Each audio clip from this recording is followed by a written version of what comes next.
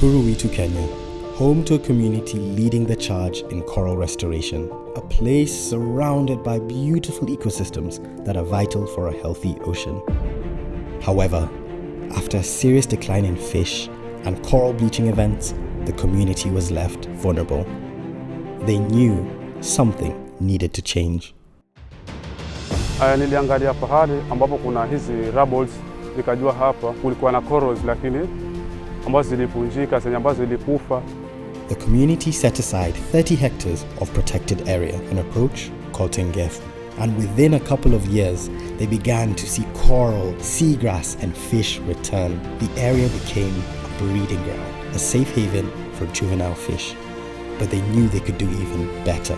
Together with Oceans Alive, they partnered with Mars to continue their restoration work, implementing reef stars and engaging more community to spread awareness for future generations. Na naona ni nzuri sana ambayo italeta mafanikio mazuri hata kwa samaki kwa sababu zile reef stars ziko. The fight to save our coral reefs is reaching critical time. It's more important now than ever to get involved in protecting our oceans. Next, we're heading up to Lamu to see the Ocean Trust and just what they're doing to protect our reefs.